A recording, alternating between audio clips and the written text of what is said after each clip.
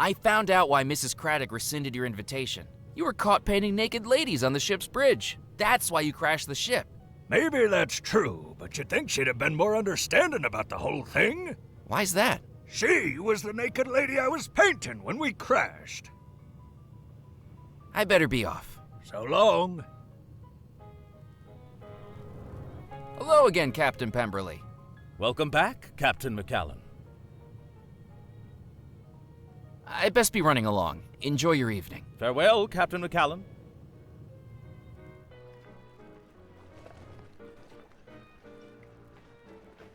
I didn't need to set fire to that. It was the cotton flag that Crab, the ferryman, had given me.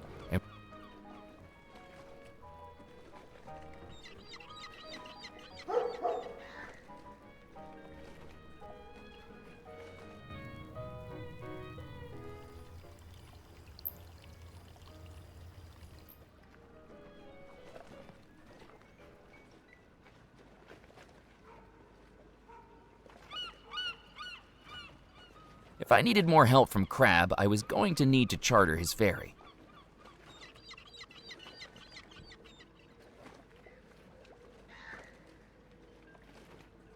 I charge more than that to hire the creaky crab, I'm afraid. I'm not Karen. Karen? Greek mythology's ferryman of the underworld. He charged a single coin, and in my opinion, drastically underpriced his service.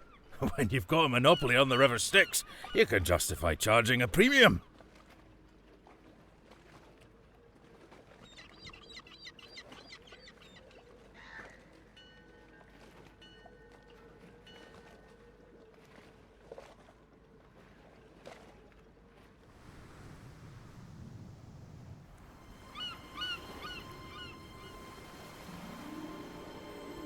I didn't need to show him that.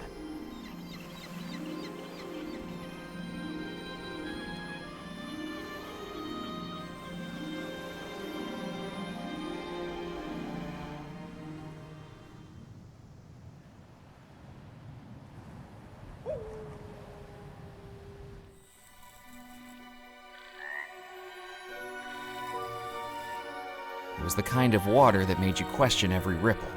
Was it the breeze or something hungry?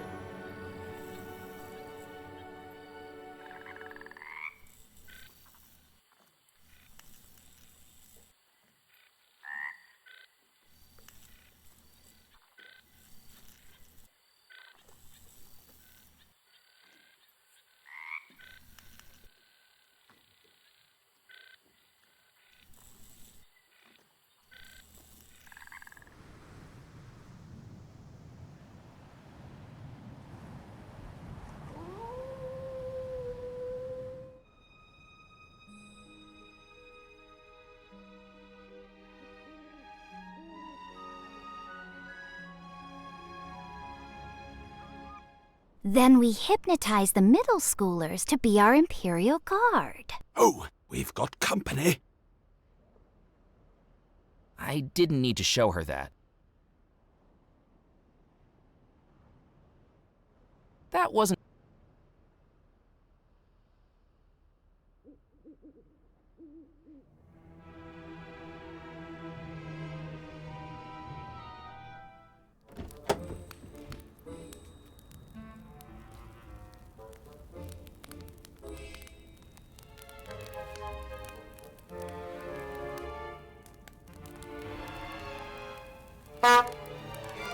What? He definitely couldn't hear me.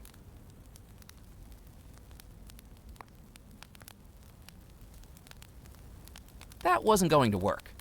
I didn't think he'd be interested in that.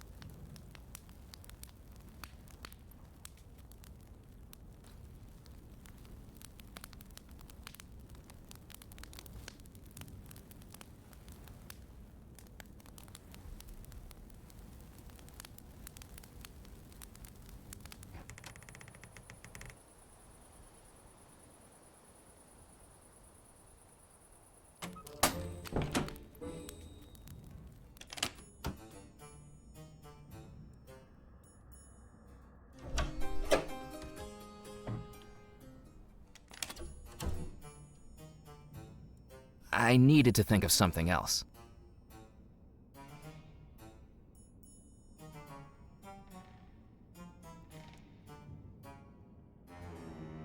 I didn't need to cut that.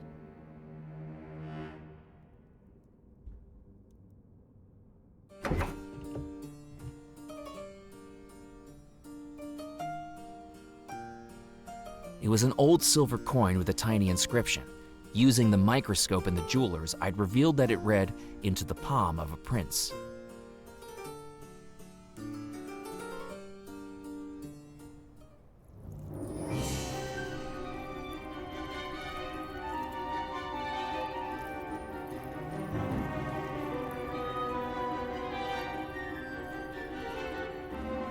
What do you think of this coin? Oh, I've seen that before somewhere, I have. Bugger me if I know where, though.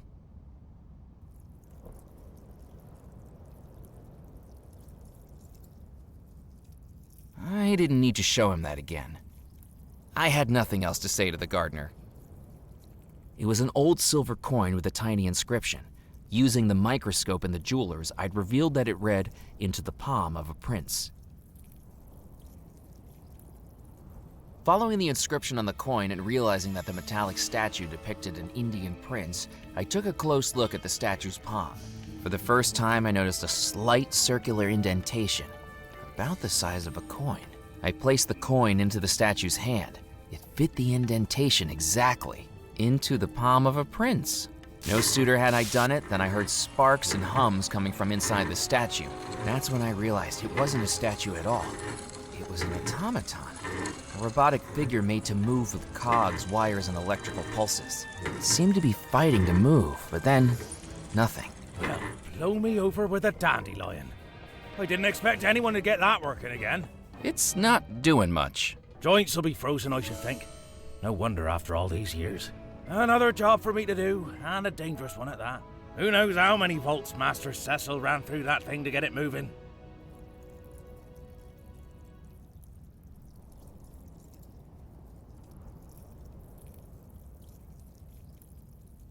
Hello, Rupert.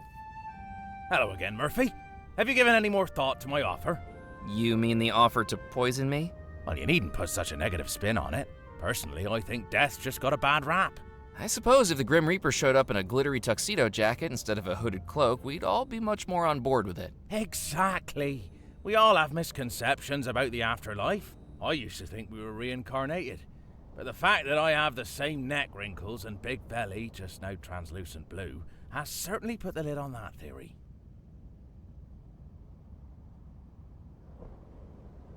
Why did you believe in reincarnation? Well, it was more for the social aspect, really. We used to have monthly past life parties. There's something to do at the weekend, you know. You dress up as the person you used to be, until the venue asked us not to come back.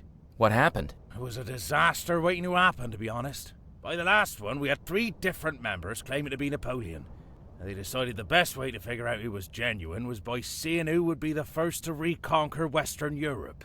We had one person claiming to be Ebenezer Scrooge, despite the stumbling block of his being a fictional character. The final straw was that we had one Julius Caesar and one Brutus. They got in a fist fight outside the venue when Julius tried to jab Brutus with a French loaf from Bon Ton Bakery, shouting, "Baguette too, Brute!" He said afterwards he was just trying to even things up.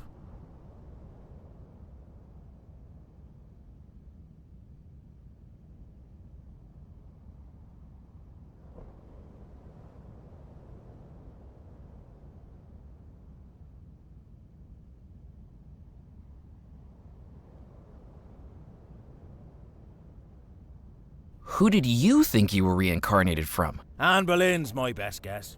She had green sleeves, didn't she? And I often have such a splitting headache that a whole beheading thing might come as a relief. How about you, Murphy? Do you think you had a past life?